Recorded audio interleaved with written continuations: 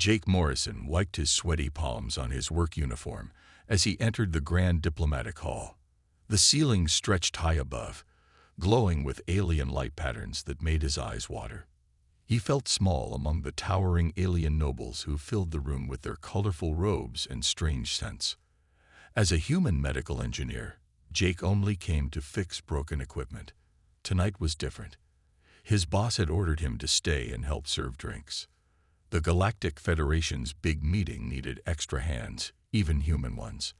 The room buzzed with alien languages. Jake understood some words thanks to his translator chip, but most conversations remained mysterious. He carried a tray of glowing blue drinks, careful not to spill on anyone important. Then he saw Baron Xarthik. The Zephyrian noble stood twice Jake's height, his blue skin shimmering like ocean water. 4 arms gestured wildly as he entertained a circle of other aliens. His laugh sounded like breaking glass, sharp and cold. Jake knew about Baron Xarthik. Everyone in the lower district did. The Baron hated humans, calling them primitive apes who shouldn't have space travel. He owned mining operations that work humans to death for tiny wages. Jake tried to avoid the Baron's group, but a servo drone bumped him. His tray tilted. One glass fell, splashing blue liquid on the Baron's expensive boots. The room went quiet. Baron Xarthik's red eyes focused on Jake. The vertical pupils narrowed to thin lines. Jake's heart pounded as the Baron's translator crackled to life. "A human," the Baron said, voice dripping with disgust. "How fitting. Even serving drinks, you fail." The other aliens chuckled. Jake's face burned, but he stayed silent. Arguing with nobles meant losing your job, or worse. "I apologize, Baron," Jake said, bending to clean the spill. "Wait." The Baron's grin revealed sharp teeth. "I know you. The human who thinks he can fix medical equipment. The one who claims Earth medicine equals ours." Jake had repaired some Zephyrian healing pods last month. He'd suggested small improvements based on human designs. Word must have spread. "I only try to help, Baron." "Help?" The Baron laughed again. Other nobles joined in.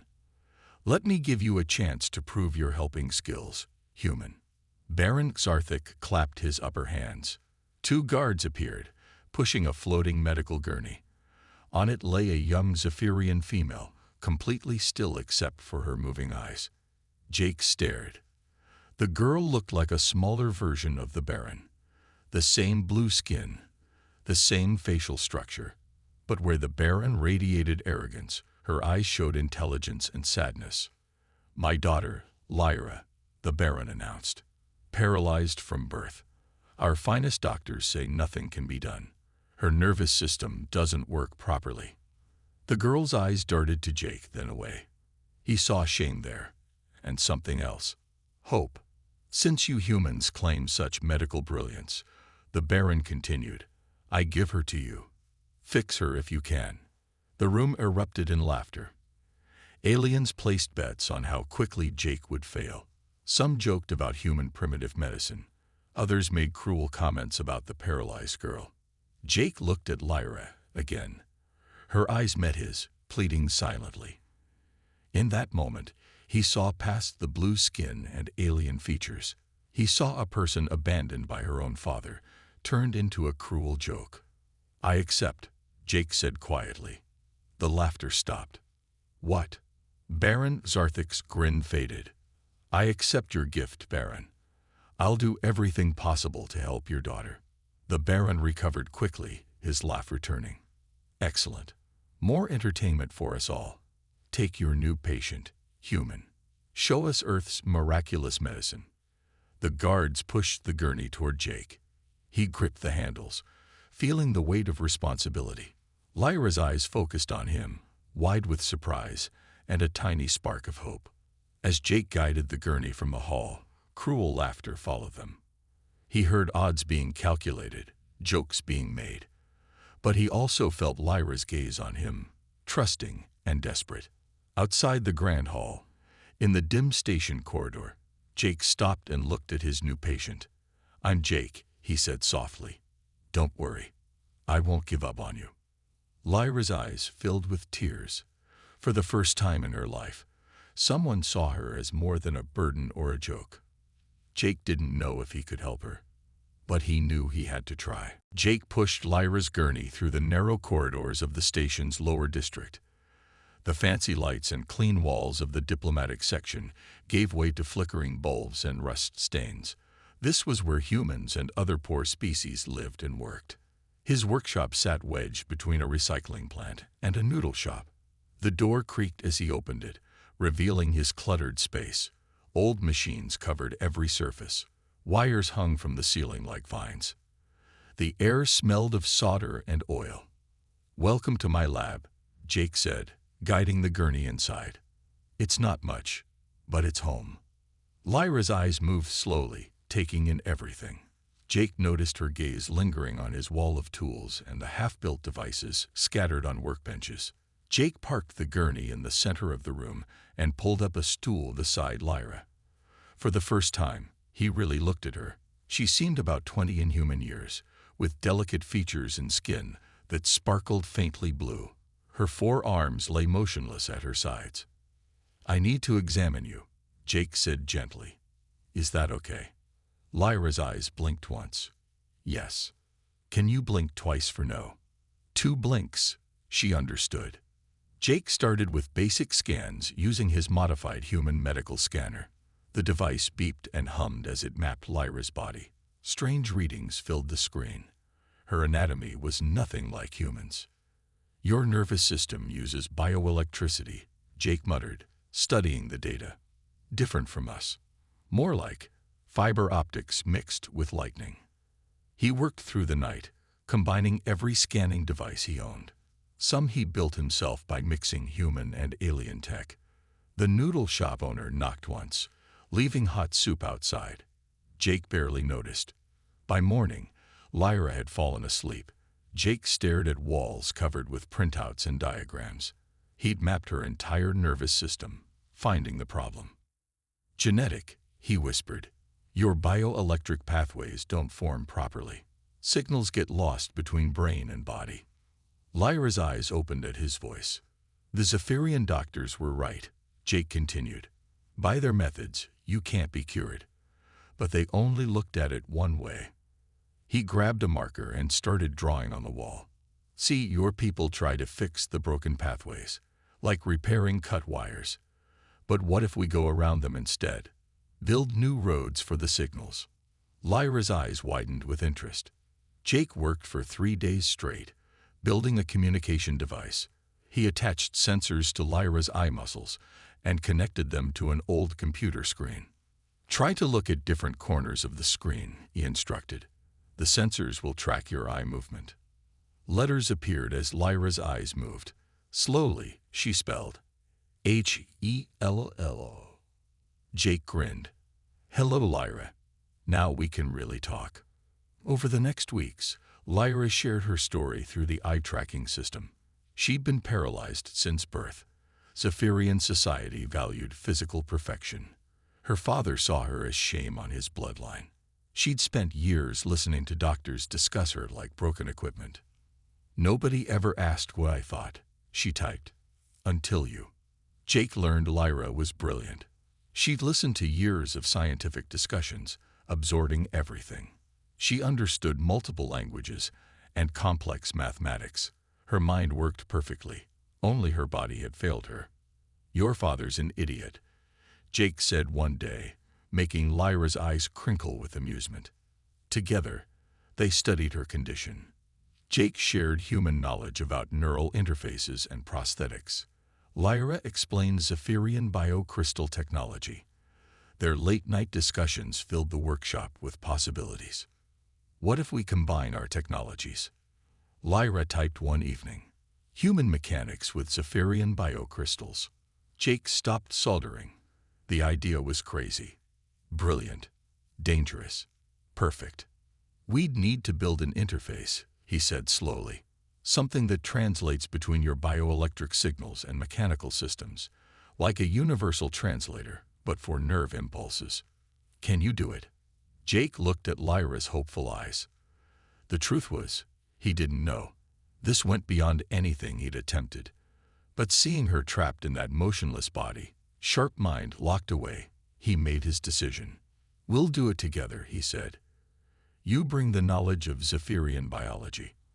I'll bring human engineering. Together, we'll build something new." For the first time, Lyra's eyes sparkled with more than intelligence. They shone with hope. Jake stared at the circuit board in his hands, frustrated. Sparks flew as another prototype failed. 3 months had passed since Lyra arrived. 3 months of failures, small victories, and sleepless nights. "Fifth design this week," he sighed, tossing the burnt circuit aside.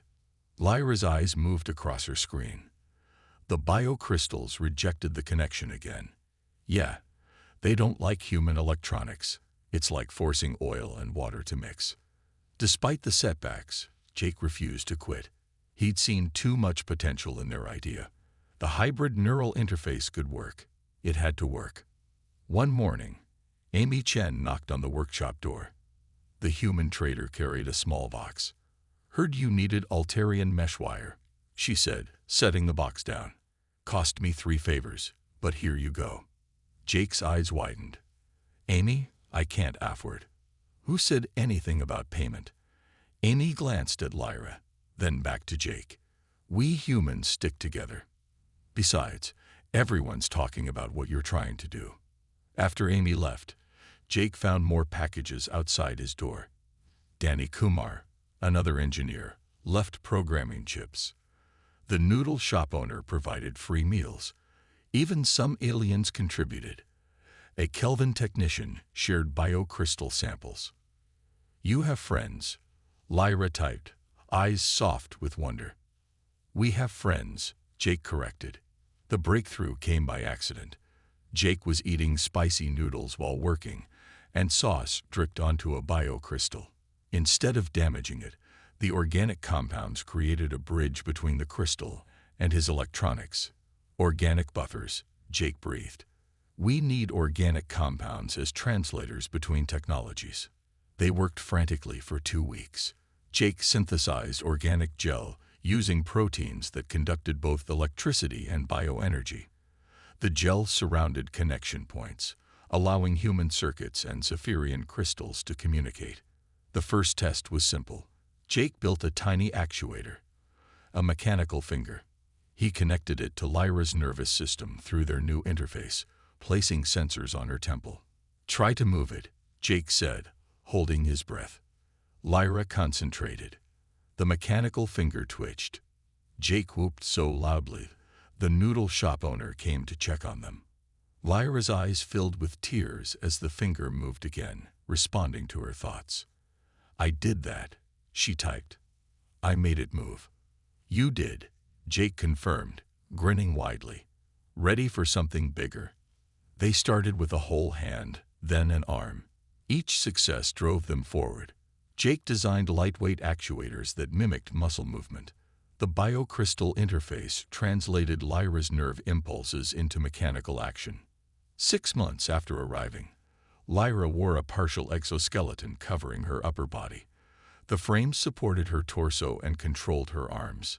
Jake watched nervously as she attempted her first real movement. Slowly, shakily, Lyra raised her right arm. The mechanical joints whirred softly.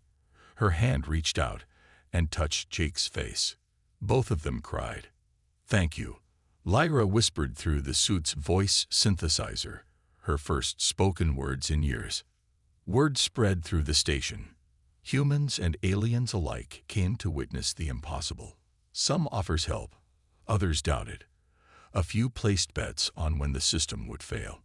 Jake ignored them all, focused on improving the design. He added feedback sensors so Lyra could feel texture and temperature. The suit learned from her movement patterns, becoming smoother and more natural each day. "We need to think bigger," Lyra said one evening, her mechanical hands gesturing excitedly. "Full body integration. I want to walk." Jake nodded, already sketching plans. "We'll need better power systems, more crystals, and probably a year of work." "I've been still my whole life," Lyra replied. What's one more year if it means freedom? They shook hands, one mechanical, one flesh, sealing their commitment. Neither knew about the Baron's spies watching from the shadows, reporting every success back to their master. For now, they had each other, a workshop full of possibilities, and proof that impossible was just another word for haven't tried hard enough. Jake wiped sweat from his forehead as he made final adjustments to the full exoskeleton. 1 year of constant work had led to this moment. The suit stood like a graceful metal sculpture, every curve designed for Lyra's body. "It's beautiful," Lyra said from her gurney, mechanical arms gesturing at the suit. The exoskeleton was their masterpiece. Smooth panels of carbon fiber and titanium formed the structure. Biocrystals glowed softly at joint connections, pulsing with blue light. The design mixed human engineering with Zephyrian elegance. "Ready to try it on?" Jake asked. Lyra's eyes sparkled.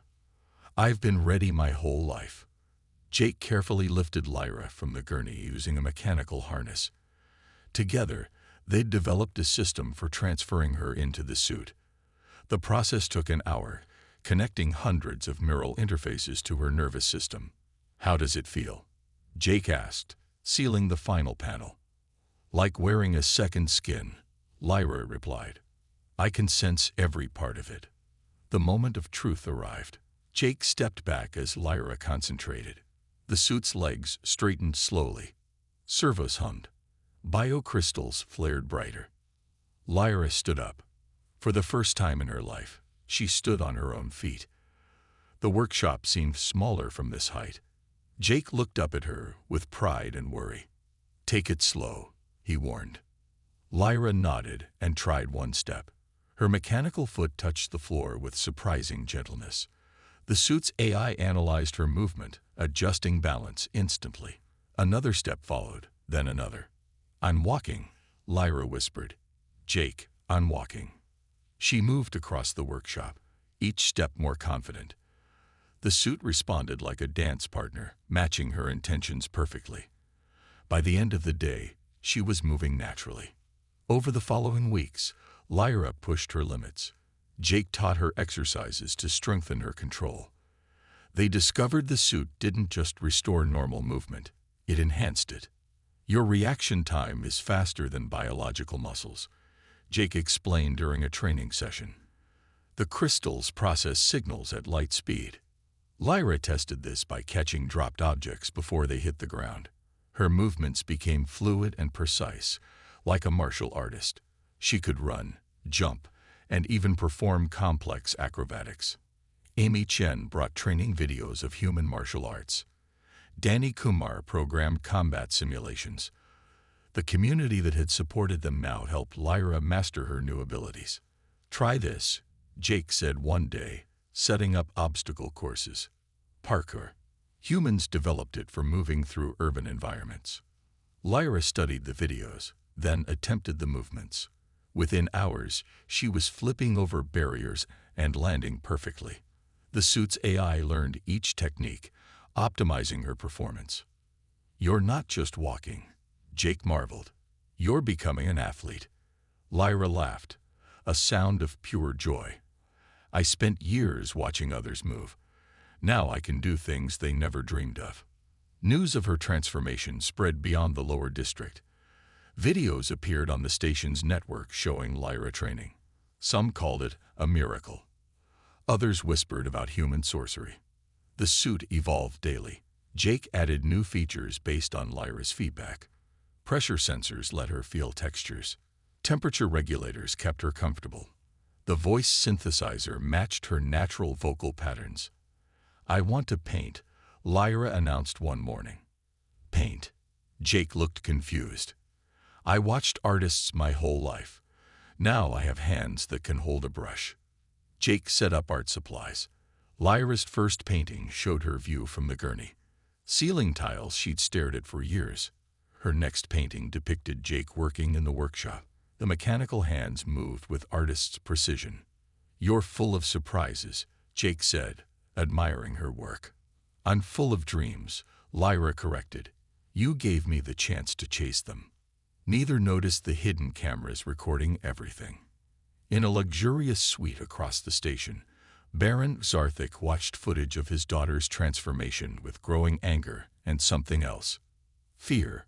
His joke had become something extraordinary. The paralyzed girl he'd discarded now moved with superhuman grace. The human engineer he'd mocked had achieved the impossible. And soon, the whole galaxy would know. The diplomatic summit arrived with grand ceremony. Ships from across the galaxy docked at the station. The same hall where Jake had spilled drinks now filled with important visitors.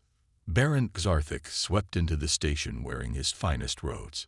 His forearms glittered with jewelry. His entourage followed, whispering updates about the human situation. "Where is she?"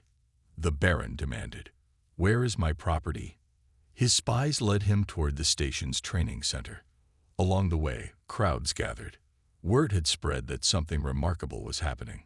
The Baron pushed through the crowd and stopped in shock.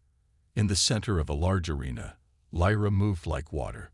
She wore her exoskeleton, now refined to near invisibility under flowing clothes. Her movements combined Zephyrian grace with human martial arts as she dismantled training drones. "Impossible," the Baron breathed. Lyra spun, kicked, and dodged with supernatural speed. Her suit's crystals pulsed with each motion. The crowd cheered as she destroyed the final drone with an elegant strike. Then she saw her father. The arena fell silent. Lyra stood tall, no longer the helpless girl on a gurney. Her mechanical body hummed with power. Her eyes, the only part that had worked before, now burned with determination. "Father," she said through her voice synthesizer. The word dripped with years of pain. Baron Zarthik's face cycled through emotions: shock, anger, embarrassment. His carefully planned image of superiority crumbled before his daughter's transformation. "What have they done to you?" he demanded. "They gave me freedom," Lyra replied. "Something you never offered." Jake appeared beside Lyra, tool belt still around his waist. He looked small next to the Baron, but stood his ground. "You gave her to me as a joke," Jake said calmly. "Called her broken. Said humans couldn't help." The Baron's red eyes flashed. "She is still my daughter. My blood. My property under Zephyrian law." "No," Lyra stepped forward. "I am no one's property. This human saw my worth when my own father saw only shame." The crowd murmured. Many knew the Baron's reputation for cruelty. Seeing his broken daughter standing proud struck deep. "You will return with me," the Baron commanded. "This display ends now." Lyra laughed, a sound both mechanical and deeply emotional.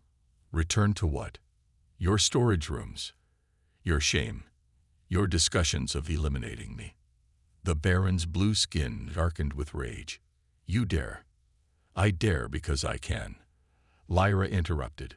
"Because a human's kindness gave me what Zephyrian pride denied. Jake didn't just fix my body. He gave me hope."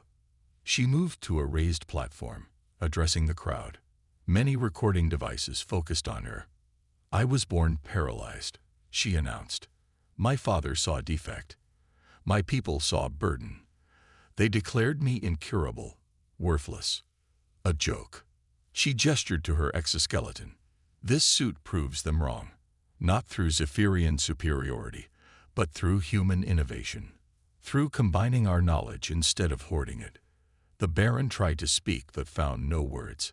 His daughter's public rejection destroyed his authority. Jake Morrison took a discarded person and helped her fly. Lyra continued. "He asked for no payment, no reward. He simply saw someone who needed help." She performed a perfect backflip, landing gracefully.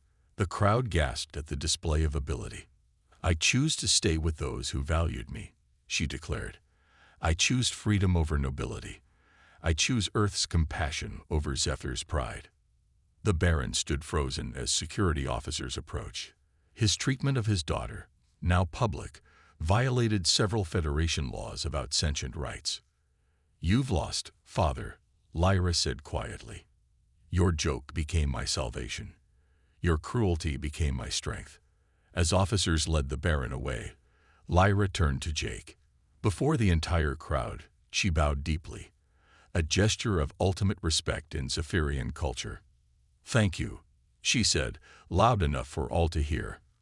"For seeing the person, not the disability." Jake bowed back, tears in his eyes. Around them, beings from dozens of worlds cheered. The story of the human engineer and the Zephyrian girl had become legend in real time. The revelation was complete.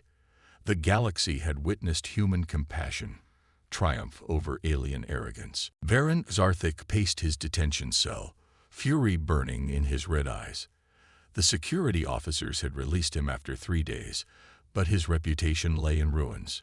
The entire galaxy had seen his daughter reject him. His loyal advisor, Grant, waited outside the cell. "My lord, there is one option remaining." "Speak," the Baron growled. "Ancient law. The right of reclamation. Challenge the human to combat for ownership of your daughter."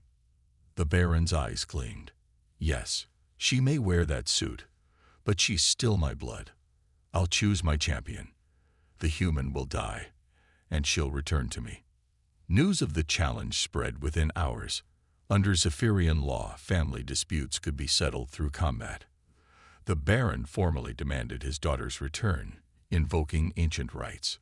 Jake found the legal notice posted on his workshop door. His hand shook as he read it. "I'll fight him," Jake said when Lyra arrived. "No," Lyra said firmly. "This is my battle." "Lyra, they'll choose the trained warrior. I can't let you." "Let me." Lyra's eyes flashed. "Jake, you gave me freedom. Don't take it away now. I need to face this myself." Federation officials arranged the combat for 1 week later. The entire station buzzed with preparation. The arena expanded to accommodate thousands of spectators. Betting pools opened across the galaxy. The Baron selected Crix, champion of the Zephyrian military. 7 feet tall, 4 arms enhanced with combat implants, Crix had never lost a challenge. Videos of his previous fights showed brutal efficiency. Jake worked frantically to upgrade Lyra's suit. He reinforced the armor plating, enhanced reaction speeds, and added defensive systems. Amy brought military-grade shielding. Danny provided combat algorithms. "Remember," Jake said during training, "your suit processes faster than biological reflexes.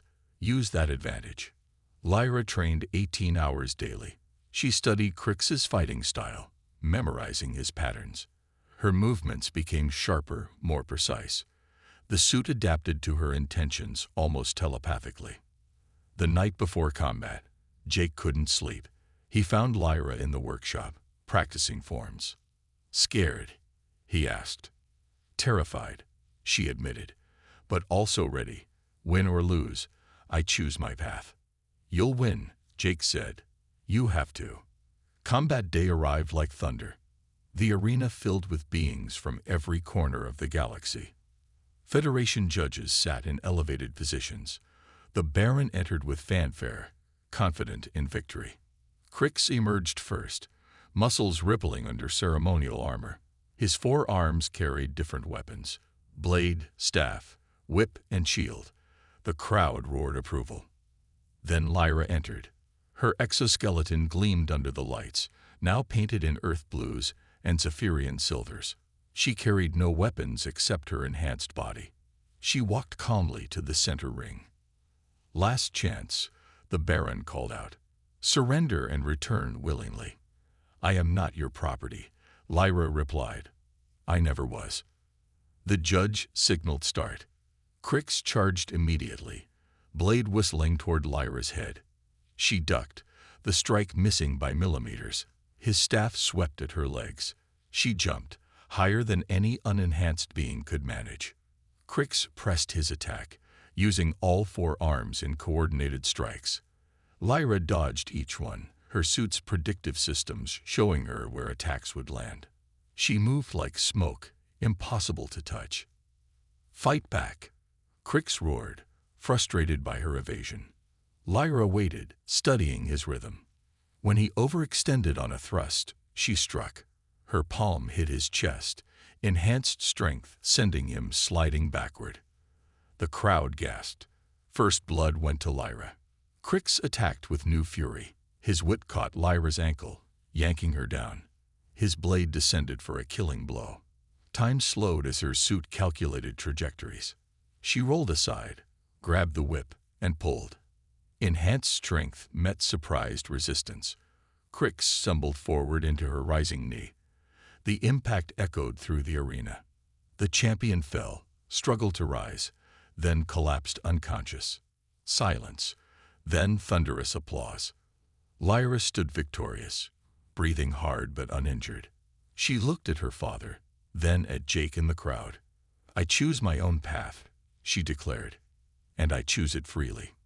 The judges confirmed her victory. Under ancient law, she was free forever. The Baron had lost all claim to her, and everyone watching knew they'd witnessed history. The morning after Lyra's victory, Jake's workshop overflowed with visitors. Beings from across the galaxy waited outside, many in wheelchairs or mobility devices. Parents carried children with twisted limbs. Veterans showed cybernetic failures. "Jake," Lyra said softly, looking at the crowd, "they're all here because of us." A Thraxian mother stepped forward, her crystalline child unable to move its lower segments. "Please," she begged. "You helped her. Can you help my son?" Jake and Lyra exchanged glances. They'd started this journey to help one person. Now hundreds needed them. "We'll try," Jake said. "We'll help everyone we can." They converted the workshop into a clinic. Amy Chen brought medical supplies.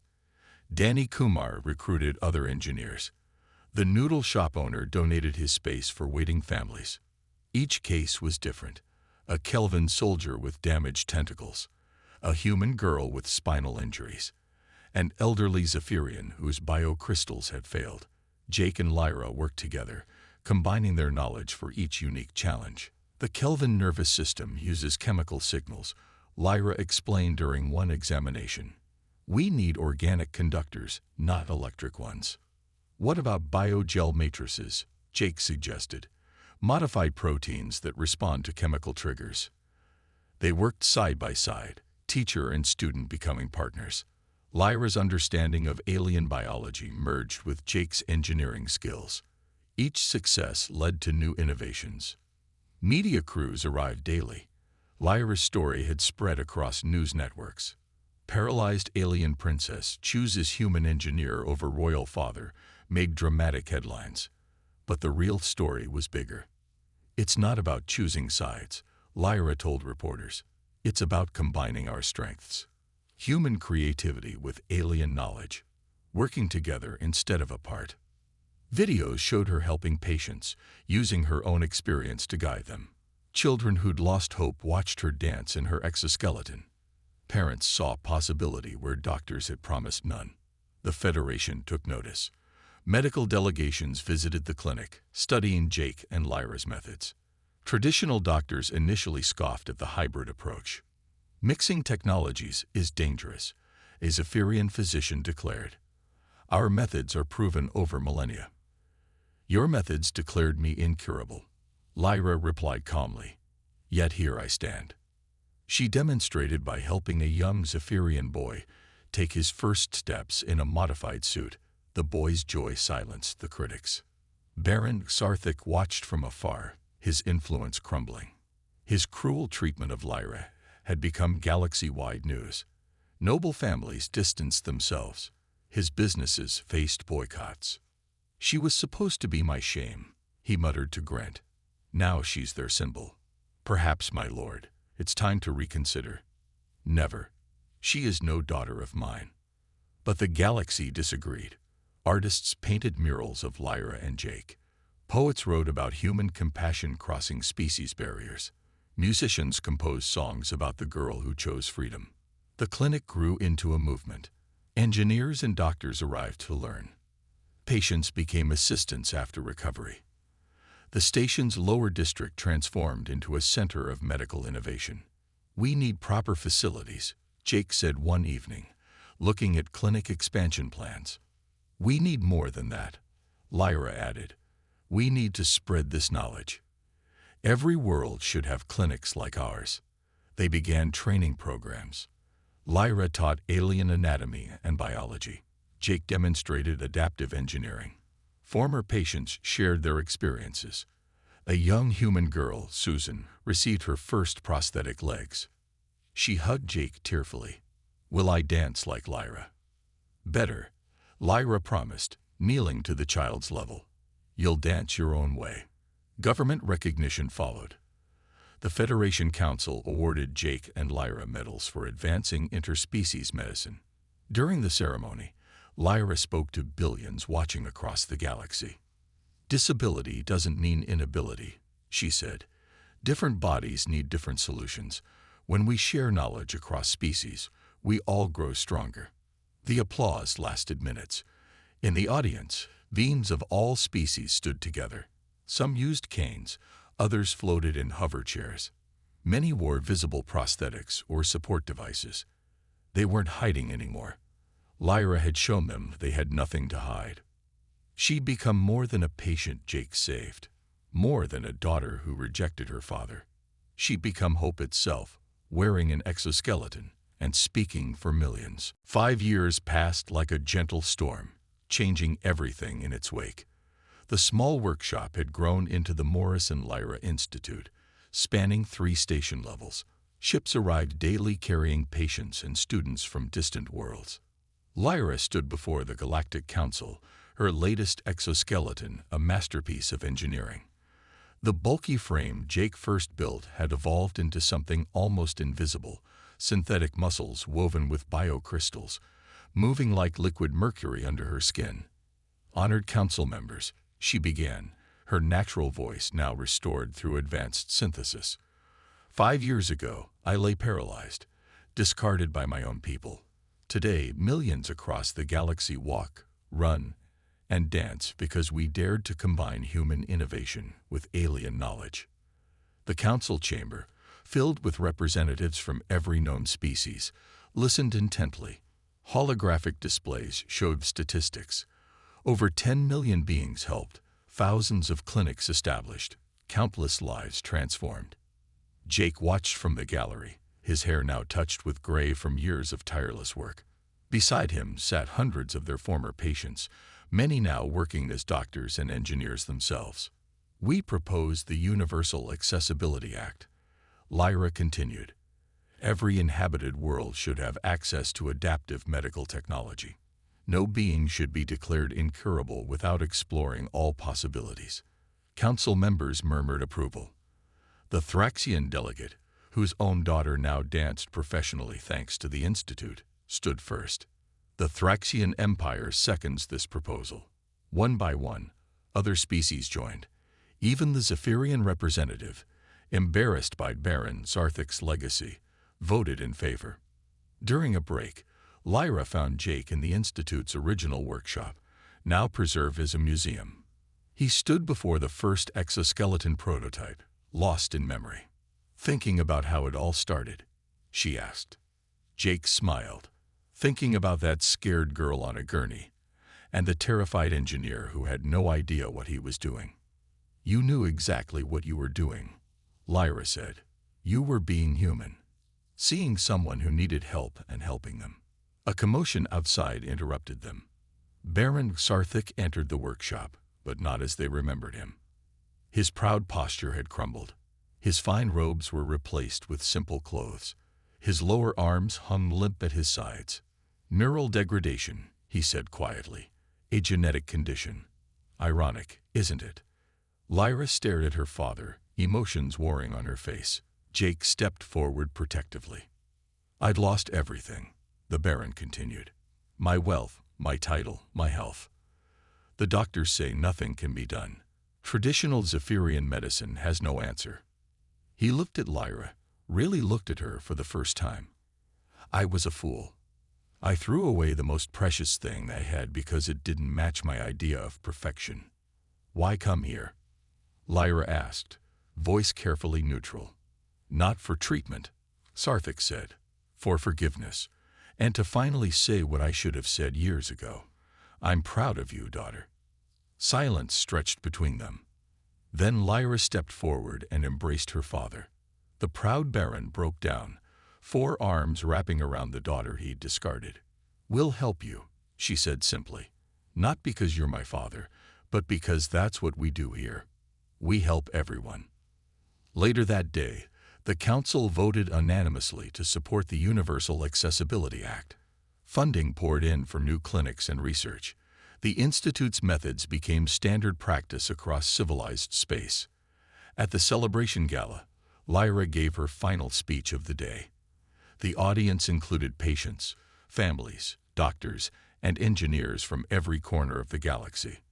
"I was given as a joke to prove human inferiority," she said, Jake standing beside her. "Instead, I became proof that when we combine our strengths and refuse to abandon those in need, we can transform curses into gifts and jokes into revolutions." She raised her glass, held in a hand that once couldn't move, to the man who saw potential where others saw problems. To the species who taught us that impossible is just another challenge. To the future we build together. As applause thundered through the chamber, Lyra caught Jake's eye and smiled. They'd started with a cruel joke and a cluttered workshop. They'd ended with a galaxy transformed, where no one was disposable and everyone had value. The joke had become a legend. The legend had become hope, and hope had changed everything.